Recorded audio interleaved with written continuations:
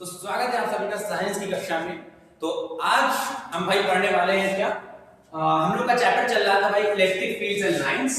और हम लोग पढ़ रहे थे पिछले टर्म पे, हम लोगों ने पिछले टर्म पे कवर किया था कहां तक, quantization of charge and charge conservation and their properties. ठीक है, तो आज हम उसी चैप्टर में आज आगे बढ़ने वाले हैं। और भाई सबका favourite topic of the chapter, तो टॉपिक का नाम है भाई कूलम्ब्स लॉ। ठीक है, और आज हम इसको डिटेल में क्रैक करने वाले हैं। ठीक है, तो भाई क्या करना है आप सबको ऑलरेडी पता है। करना क्या है, आराम से नोट्स लिया, कॉपी उठाओ, ठीक है, पेन उठाओ और भैया दोस्त लगाओ और भैया लीड लगा के भाई साथ साथ नोट बनाना स्टार्ट करो। ठीक है, और वीडियो को भैया बेस्ट यूटिलाइज करने के लिए सामने अपने एक रेफरेंस बुक रखिए, टेक्स्ट बुक या आप ले सकते हैं बालाजी की या फिर आप ले सकते हैं एनसीईआरटी की। ठीक है, तो स्टार्ट करते हैं।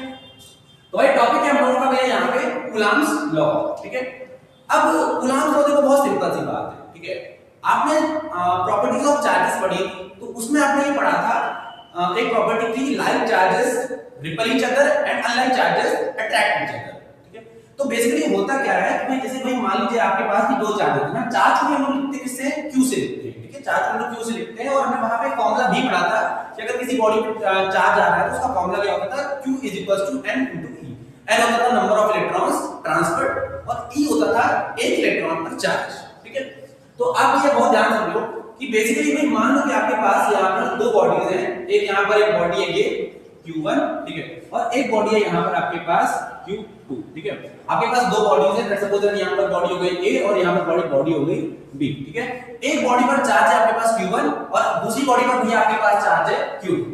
तो अगर आप इनको r डिस्टेंस दूरी पर रख दोगे, अगर आप इन दोनों को एक दूसरे से r डिस्टेंस दूरी पर रख दोगे, ठीक है, तो बेसिकली होगा क्या कि इन दोनों के बीच में एक या तो अट्रैक्टिव फोर्स काम करेगा और या तो रिपल्सिव फोर्स काम करेगा ना।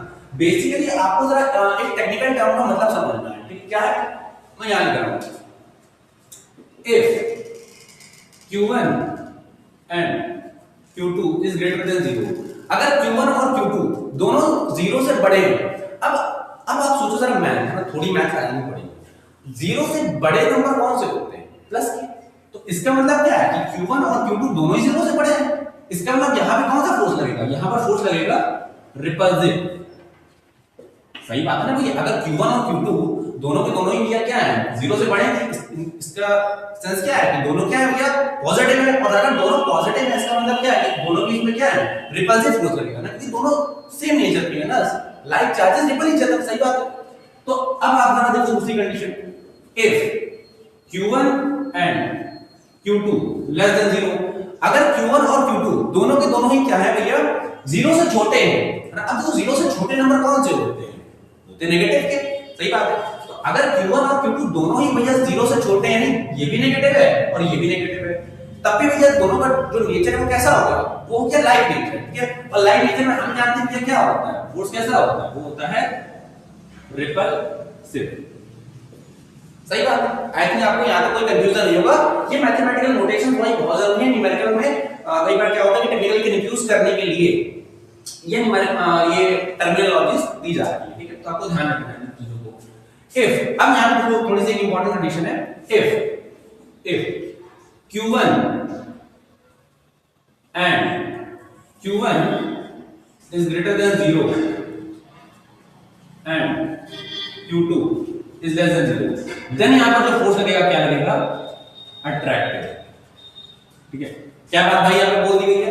अगर भैया q1 यहां पे 0 है, 0 से बड़ा, q1 0 से बड़ा मतलब क्या मतलब है कि यहां पे भैया जो ये वाली बॉडी है वो पॉजिटिवली चार्ज है और ये वाली जो बॉडी है 0 से चूंकि छोटी है तो भैया यहां पर क्या है, वो नेगेटिवली चार्ज है। ठीक है, तो अगर ये भैया एक पॉजिटिव होगा एक नेगेटिव होगा तो यहां पर भैया कौन सा फोर्स लगेगा, अट्रैक्टिव फोर्स लगेगा। ठीक है, तो पूरी वो एक दूसरे की क्या होगा, तरफ जाने की कोशिश करेंगे। सही बात है, तो यहां पे अट्रैक्टिव फोर्स काम करेगी। ठीक है, तो आपको ये टर्मिनोलॉजी समझ में आ गई होगी। ठीक है, इसमें कोई कंफ्यूजन नहीं होगा आपको।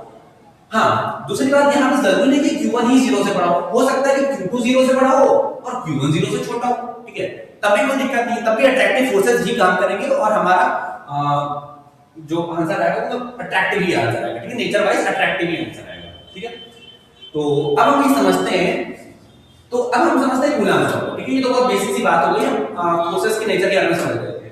अब हम समझते हैं कूलम्ब्स लॉ ने बताया है, तो कूलम्ब्स ने बताया बेसिकली है ना, उन्हीं के ऑनर में चार्ज यूनिट का नाम रखा गया था कूलम्ब। तो बेसिकली गुलाम ने बताया क्या कि अगर दो चार्जेस एक दूसरे से r डिस्टेंस दूरी पर रखे हुए हैं, ठीक है, तो दोनों के बीच में क्या होगा, एक फोर्स ऑफ अट्रैक्शन लगेगा। अब वो फोर्स ऑफ अट्रैक्शन या तो अट्रैक्शन का होगा और या रिपल्सन का होगा, ठीक है। तो उस फोर्स ऑफ अट्रैक्शन या रिपल्सन का जो मैग्नीट्यूड है ना, उसका एक इन्होंने क्या दिया, कैलकुलेशन दिया, ठीक है। अब ध्यान से समझना जरा कैसे, ठीक है।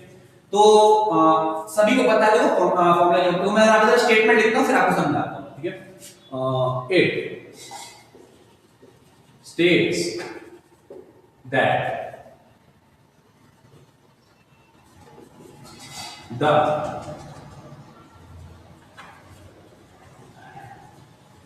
magnitude of force of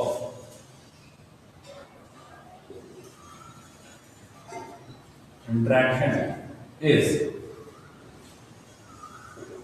directly proportional to the product of magnitudes of their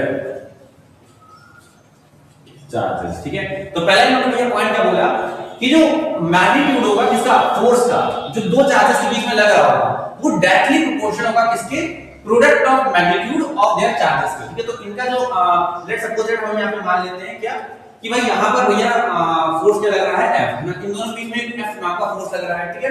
तो ये जो फोर्स F होगा, ठीक है, वो डायरेक्टली प्रोपोर्शनल होगा किसके, Q1 और Q2 के मल्टीप्लाई के, सही बात है।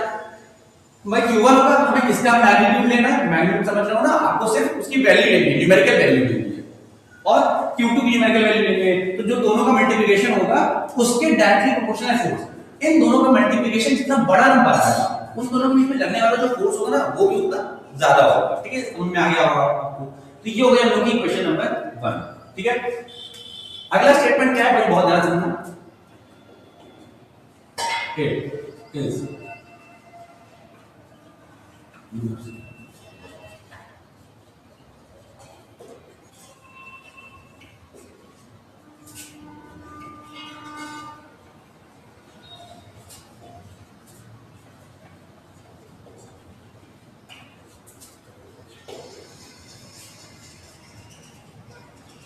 ठीक है।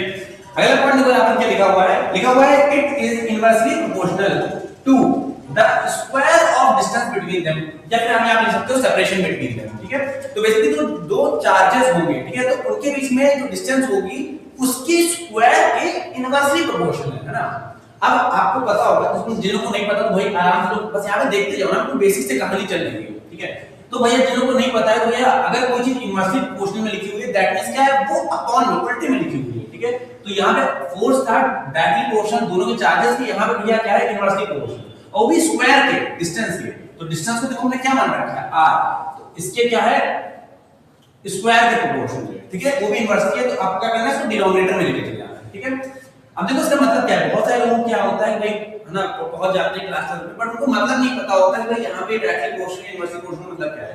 इनवर्सली प्रोपोर्शनल का मतलब है कि अगर यहां पर ये वाली क्वांटिटी बढ़ेगी तो फोर्स आपका घटेगा, है ना।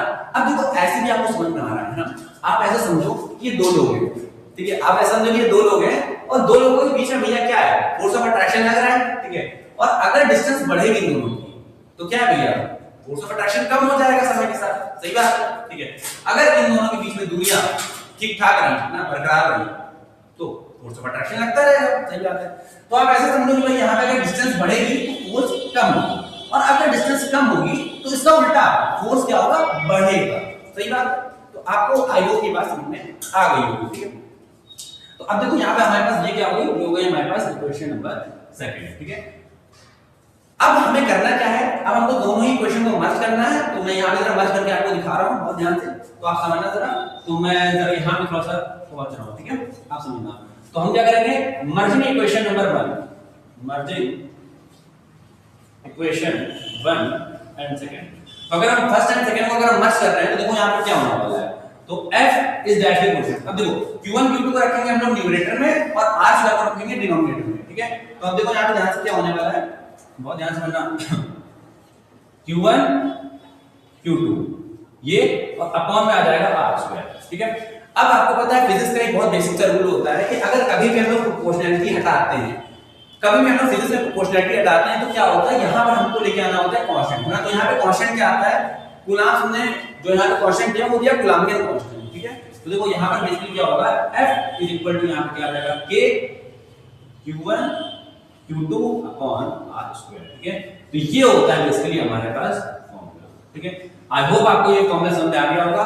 K यहाँ पे क्या होता है, K होता है प्रोपोर्शनैलिटी कांस्टेंट या फिर आप इसको कह सकते हो कूलम्बियन कांस्टेंट। ठीक है, लेकिन पढ़ लिया। ठीक है, तो वो भाई कूलम्ब भैया को अच्छा लगा होगा। तो भैया अब हम लोग समझते हैं यहाँ पर कि अभी तक हम लोगों ने क्या पढ़ा। ठीक है, अभी तक हम लोगों ने ये पढ़ा कि अगर दो चार्जेस एक दूसरे से भैया r डिस्टेंस की सेपरेशन पे दूर रखी हुई है, डिस्टेंस पे दूर रखी हुई है, तो उनके बीच में जो लगने वाला फोर्स ऑफ अट्रैक्शन या रिपल्सन है उसका जो मैग्नीट्यूड है वो क्या है, वो इसके बराबर होगा। किसके बराबर होगा, F K Q1 Q2 upon R square के बराबर होगा। सही बात है।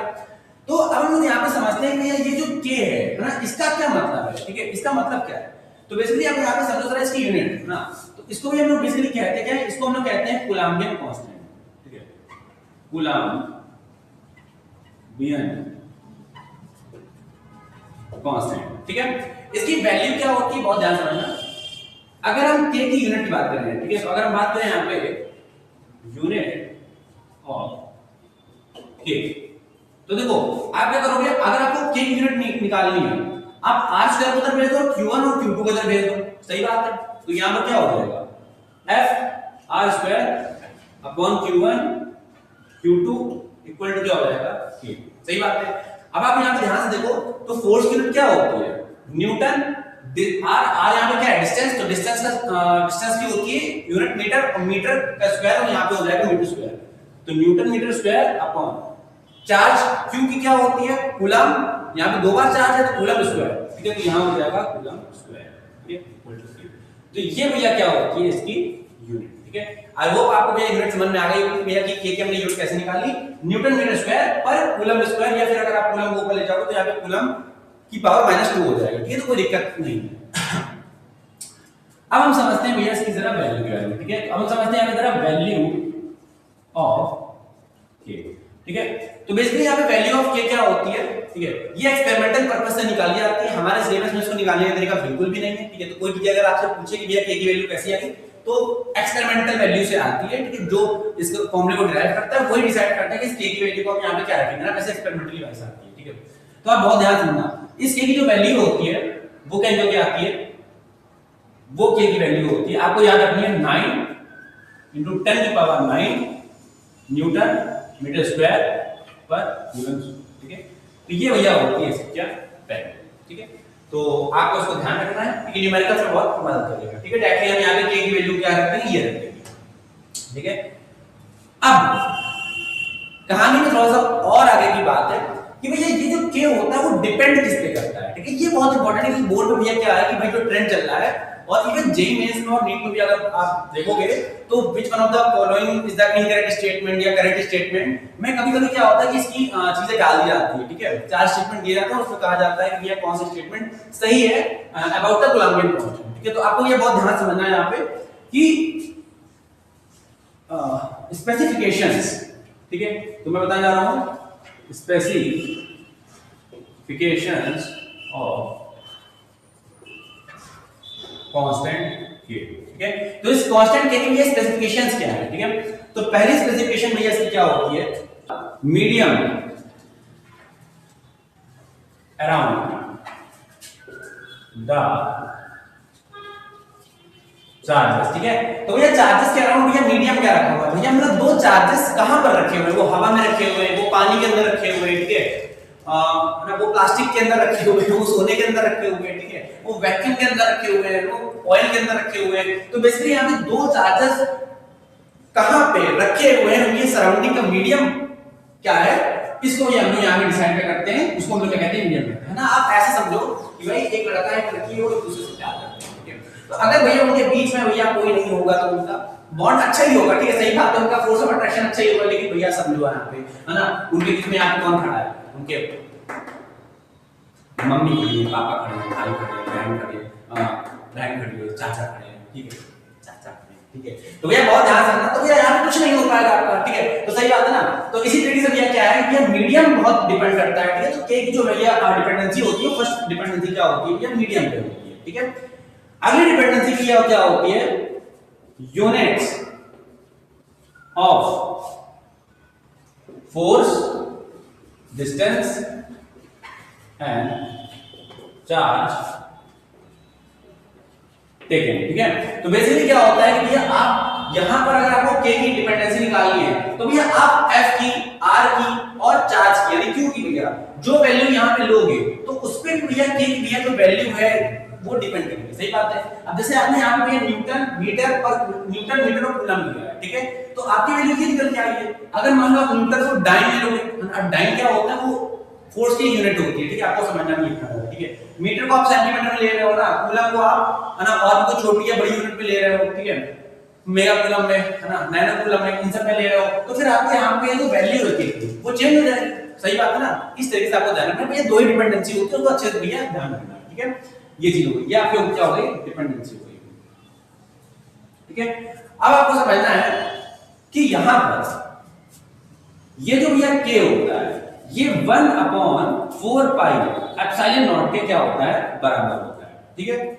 अब इसका क्या मतलब है, यहां पर भैया ये एप्सिलॉन नॉट क्या होता है, ठीक है। देखो इसको हम लोग क्या पढ़ते हैं, इसको हम लोग पढ़ते हैं एप्सिलॉन, ठीक है, एप्सिलॉन, ठीक है। और अगर आप इसके नीचे जीरो लगा रहे हो तो दैट मींस क्या, इसको पढ़ते हैं नॉट, ठीक है। इसको कहते हैं हम लोग एप्सिलॉन नॉट, ठीक है। तो अब देखो इसकी वैल्यू क्या होती है, ठीक है। तो इस एप्सिलॉन नॉट की देखो पाई की वैल्यू क्या होती है 3.14, ठीक है। और एप्सिलॉन नॉट के अकेले की वैल्यू क्या होती है, ठीक है। तो अगर आप इसकी वैल्यू निकालना चाहते हो तो आप इसको भेजो यहां पे, के को भेजो यहां पे, तो एप्सिलॉन नॉट समझना आप जरा, ओहो, ठीक है। एप्सिलॉन नॉट बराबर यहां क्या हो जाएगा 1/, देखो 4 पाई को ऐसे ही रखो और के को नीचे भेज दो, ठीक है। तो यहां क्या हो जाएगा के, है ना। अब के की वैल्यू क्या होती है, ठीक है, वो होती है 3 × 10⁹, यहां पे क्या हो जाएगा 1/4 पाई, यहां हो जाएगा 9 × 10⁹, सही बात है। तो यहां पे आपके पास क्या आ जाएगा, एप्सिलॉन नॉट आ जाएगा। तो अब जब आप इस वैल्यू को कैलकुलेट करते हो ना, अगर आप यहां पे पाई की वैल्यू 3.14 रखोगे और 4 और इस पूरी वैल्यू को कैलकुलेट करोगे, ठीक है। तो आपको ये कैलकुलेट करने की जरूरत बिल्कुल नहीं, आपको बस याद रखना है, ठीक है। तो ये वैल्यू निकल के आएगी, ये आएगी 8.85 × 10⁻⁻12, ठीक है, एप्सिलॉन नॉट की वैल्यू, ठीक है। और इस वैल्यू को बस मैं आपसे यही कहूंगा कि आप याद रखो, है ना। इतनी कोई खास इंपॉर्टेंट है नहीं, बस आपको ध्यान रखना है, एनसीईआरटी में भी कहीं क्लाइंट में ये लिखी होगी, सही बात है। तो आपको इसको ध्यान रखना है, ठीक है। वैसे बोर्ड में अगर आप न्यूमेरिकल करने बैठोगे तो आपको ये वैल्यू दी जाएगी, बट इतना इंपॉर्टेंट नहीं होता है, ठीक है। एक जगह इलेक्ट्रोमैग्नेटिक वेव की जब हम थ्योरी पढ़ेंगे तो उसमें एक जगह आपको एप्सिलॉन नॉट की वैल्यू थोड़ी सी याद रखनी होती है, ठीक है। बस वहीं तक होती है, ठीक है। तो क्या आपको ये बात समझ आ गई, ठीक है। आई होप आपको ये बात समझ में आ गई होगी, ठीक है। अब इसमें हमारी एक चीज और बच रही है, एप्सिलॉन नॉट भैया क्या होती है, एप्सिलॉन नॉट को कहते क्या है, ठीक है। तो इसको हमारा यहां समझते हैं कि बेसिकली हम लोग एप्सिलॉन नॉट को क्या कहते हैं, ठीक है। इसको हम लोग कहते क्या है, इसको हम लोग कहते हैं परमिटिविटी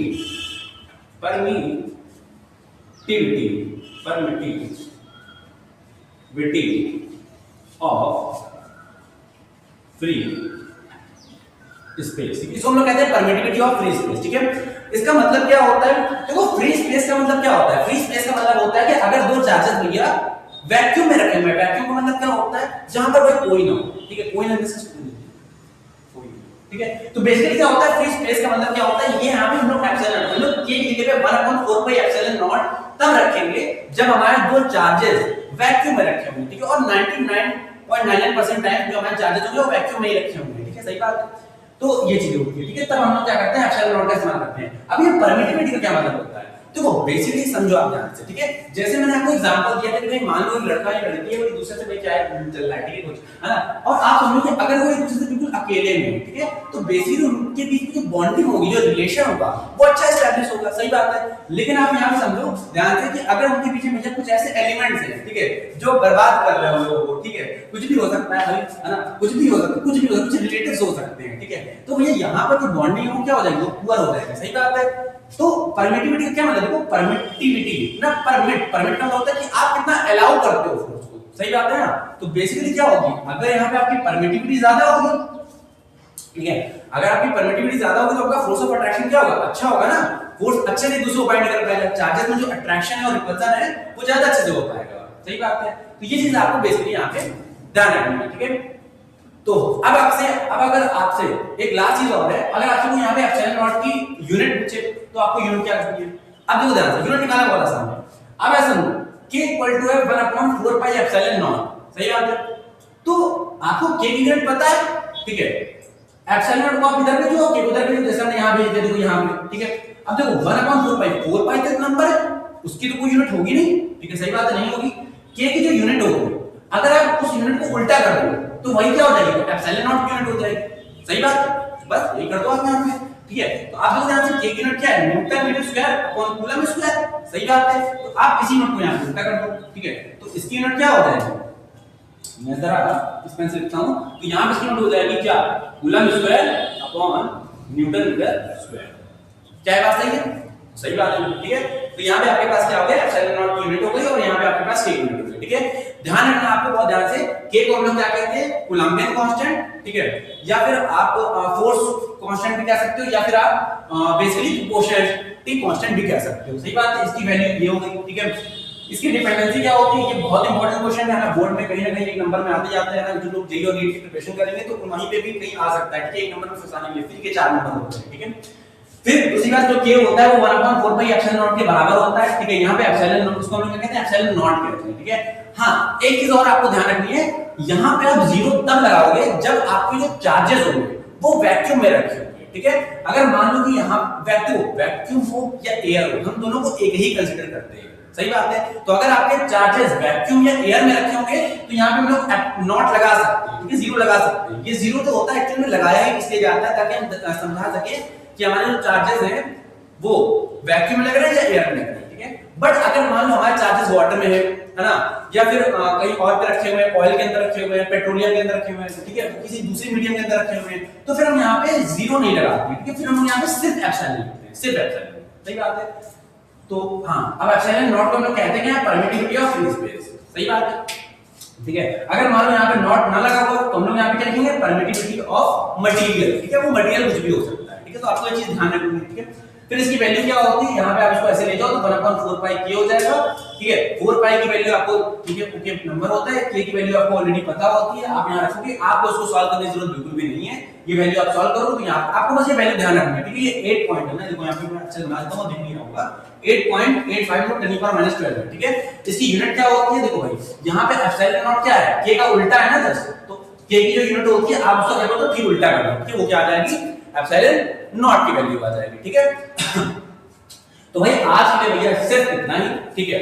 आई होप आपको भैया पूरा का पूरा कंटेंट समझ में आया होगा, ठीक है। हाँ, तो भाई आपका थोड़ा सा काम क्या है, ये भैया इस चैनल पे भैया तीसरा वीडियो है, ठीक है। तो पहले वीडियो में थोड़ी सी वॉइस की कमी थी, ठीक है, और वीडियो क्वालिटी भी अच्छी नहीं थी, तो उसको मैंने इम्प्रूव किया था, ठीक है। सेकेंड वीडियो लेक्चर में वॉइस थोड़ी सी इम्प्रूव करी थी और वीडियो ग्राफिक्स की क्वालिटी थोड़ी सी इंक्रीज करी, ठीक है। इस वीडियो में कोई भी प्रॉब्लम हो तो भाई आप बताना, ठीक है। और आपको क्या चाहिए, दूसरी बात, पिछले 2 वीडियो में भाई मैं नोट्स की लिंक लगाना भूल गया था, तो इस वीडियो में इस थर्ड लेक्चर के notes and first and second lecture के जो नोट्स हैं वो आपको मिल जाएंगे, ठीक है। तब तक के लिए stay healthy and keep healthy.